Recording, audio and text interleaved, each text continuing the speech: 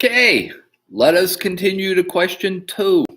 So I posted question 2 there. So if you, by the way, this question's harder than question 1. It is on material that we are doing right now. Right now, confidence intervals we just got done doing, but it's on inference. Question 2 says an environmental science teacher at high school, will say Mr. Mike Soul, with a large population of students, wanted to estimate the proportion of students at the school who regularly recycle plastic bottles. The teacher selected a random sample of students at the school to survey. Each selected student went into the teacher's office one at a time and was asked to respond yes or no to the following question. The yes or no, remember, Bernoulli trials, only 2 possible outcomes. Do you regularly recycle plastic bottles? Based on the responses, a 95% confidence interval for the proportion of all students at the school who would respond yes. Yes is P here.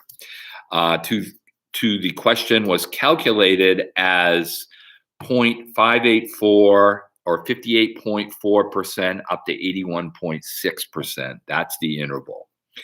Question A, I think I'm going to break the video into 3 because I know how it is with long drawn out videos. So we'll do 3 separate videos for this question. Question A says, how many students were in the sample selected by the environmental science teacher? Did not say that very clearly. Let me do it one more time. How many students were in the sample selected by the environmental science teacher, Mr. Soul? Okay, I wrote some key figures already on the board, key statistics, and the interval is 58.4, and the top end of the interval is 81.6. The key to this question is kind of a reverse question. Usually they give you n. Here you've got to kind of algebraically manipulate and find out what n is kind of through the back door. This one, like I said, isn't as easy as the first one. The first thing I would do always is put the formula here. This is the formula for a confidence interval. And I need to know what p hat is. Why do I need to know what p hat is? Because I want to know what the margin of error is, how big the margin of error. Because we can set up an equation once we've got that. Because we know the margin of error equals z star plus square root of pq over n. So I already figured out, and you can do this with me, just find the average. You know you want the midpoint here. So if I add those 2 and divide by 2, I get 0.7, which is p hat. Z star is the level of confidence. Remember what we pulled from that. Think of it this way. If this is kind of a hard, or is this the normal model? We've got 95% on the inside, 5% on the outside, and we want it broke evenly in 2. So what do? 5% divided by 2 is 2.5%.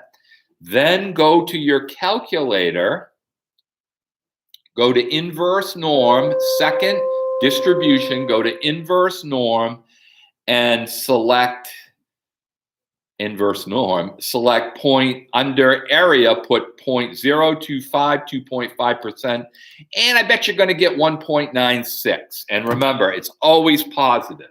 That's where the 1.96 comes from. Now we've already figured out what p hat is. So this is pq, 0.7 times 0.3 over n. So we can kind of break this equation down now into ME, margin of error, equals Z star equals square root of PQ over N. All right, now let's fill in what we know. We should know the distance from calculator from point 816 minus our center point, 0.7, will give us our margin of error, which remember is half of the interval. Half of the interval is 0.116. And we already said this is 1.96. And you know this is 0.7 times 0.3 over n. Square rooted. Now, here comes, if you didn't like algebra, the part you won't like. We want to get rid of this radical, so we're going to square that. We're going to square that. And here, we want to neutralize that radical, so we'll square this, which will leave us with this. 0.116 squared equals 1.96 squared. This just becomes 0.7 times 0.3 over n, because you wouldn't square these because of the square root. Now, with some manipulation, algebraic manipulation here, I don't know if you like that or not, but let's quickly do it. This is the way I would do it. I would get rid of that n. Both sides, remember, 0.116 squared n equals 1.96 squared times 0.7 times 0.3. Then I would divide by, to get n by itself, 0.116 squared, and divide 0.116 squared. And then let me solve and see what I get.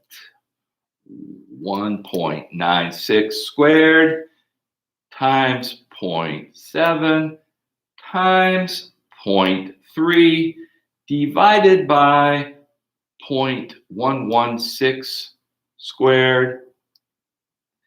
And I get, ooh, this usually makes me feel good. Now, for no real good reason other than it's really close to a whole number. 59.95. Josh Bragg to the main office. Josh Bragg to the main office.